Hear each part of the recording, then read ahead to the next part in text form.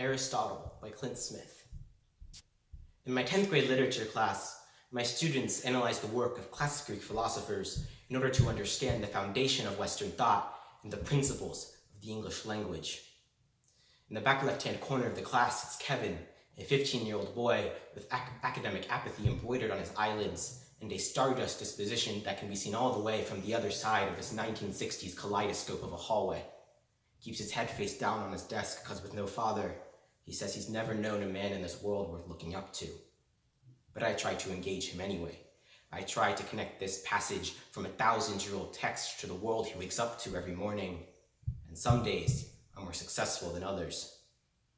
But today, Kevin comes up to me after class and says, "Mr. Smith, why do we even read all this stuff anyway?"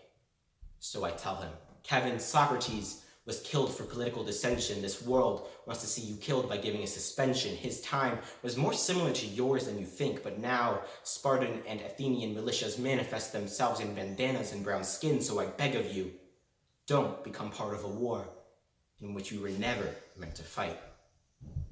Listen, Aristotle says we are what we repeatedly do. Excellence, therefore, is not an act but a habit, so you better act like you have it, because the only difference between you and these Greek philosophers is the scraggly beard, the wrinkly skin, and that silly-looking robe, but your ideas are no less profound, your insights no less enlightening, your values no less important. There are brilliant words bubbling from the ballpoint tip of your pen if you would just take off the cap, but what do I know?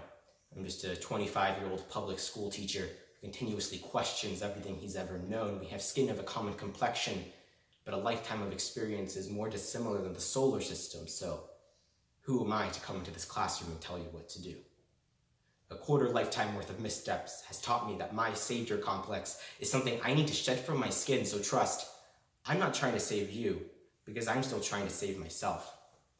Honestly, how can I teach him to believe in Plato when gentrification has taught him he is nothing more than Plato, something to be moved and molded at will by those doing the sculpting, so there's only one thing left to do. Become the sculptor and not the sculpted. Become the statistician and not the statistic. Kevin, I'm not perfect. I'm just a teacher trying to get you to understand all that you are already capable of doing, so I have no choice but to make sure you understand how to dissect this text, because nobody's pity is going to get you into college. We will work until concepts like the prison industrial complex and the achievement gap are archived into the Library of America's imperfections. You will learn how to read critically, speak consciously, and write clearly, because that is the only way that this world will ever listen to what you have to say. So let's make this world see you in more than just Jordans and prisons. Let's flip that. Let them see you with college admissions. Show them you are more than just a jumble of brown-faced quantitative data in charts and spreadsheets. Show them there is an Aristotle awaiting to be awakened in your chest. Show them there is a Plato pumping potential through your veins. Show them there is a Socrates ready to spring forth from your throat to your Mount Olympus. It's standing right in front of your face. So now it's time to pick up your head and start climbing.